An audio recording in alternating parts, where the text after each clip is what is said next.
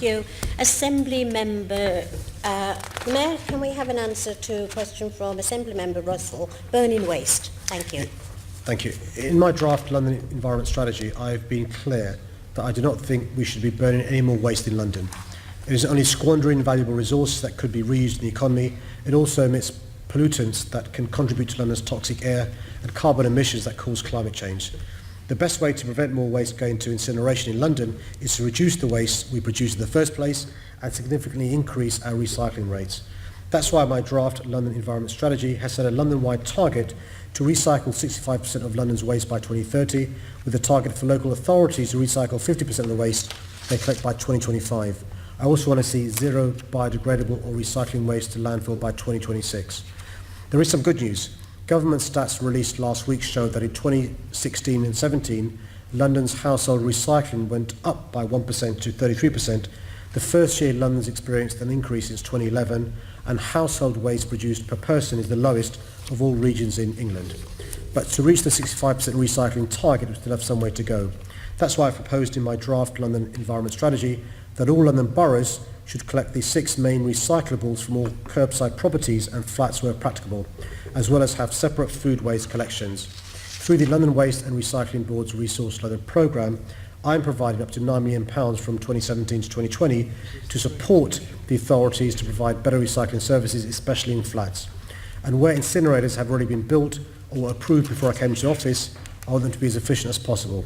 Proposals for refurbished waste incineration facilities would need to meet strict air quality criteria set out in my draft London Plan for Developments, and my draft London Environment Strategy has set a carbon intensity floor that requires all waste that goes to energy from waste plants to be genuinely residual and non-recyclable. In addition, I want all of London's facilities to use waste heat as well as the electricity produced, as this will help contribute towards my goal for London to become a zero carbon city by 2050. Thank you, Mr. Mayor. And it's good that the recycling rate has gone up by 1%, but it's come down an awful lot over the last few years. Back in 2010, Wandsworth was up at 26.8%, and last year they were at 21.9%. So there's all over London, there is a long way to go on our recycling levels.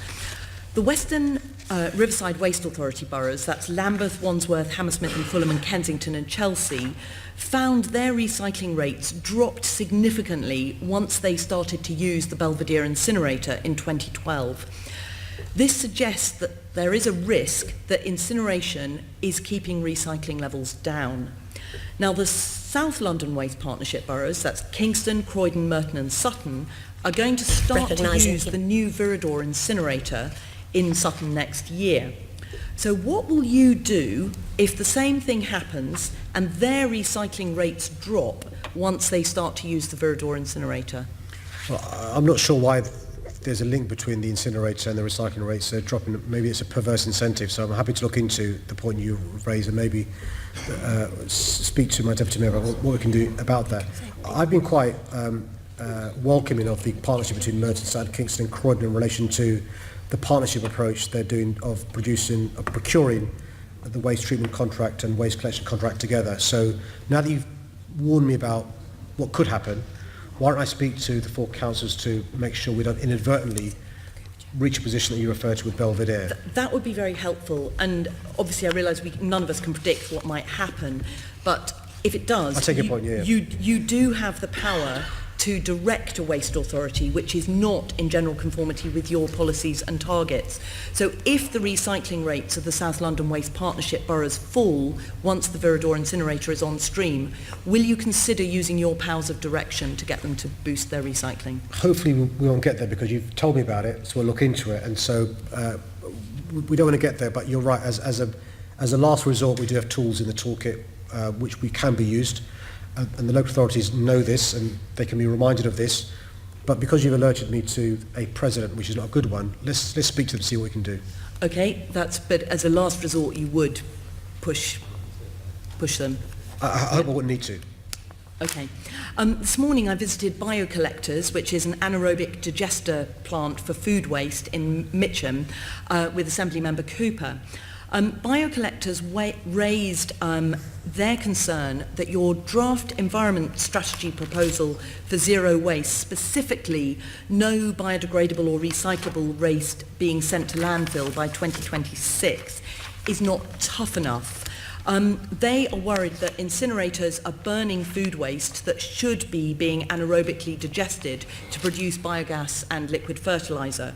So will your final environment strategy and London plan say that not only should no biodegradable or recyclable waste be sent to landfill, but also that this unavoidable food waste should be collected and separated so it can be anaerobically digested to prevent unnecessary burning? Well, look, why don't you respond to the draft consultation? It is a consultation. I have already, and I did say that. Can I say, that's one of my concerns about the push towards waste to energy, that there's a perverse incentive to try and do that for the reasons you've said, because of the residual benefits. That's why I'm not as keen an advocate as some people are, because of the reasons you say. But please respond to the consultation. Ask the company you referred to respond as well, and we'll look into the specific points you raise.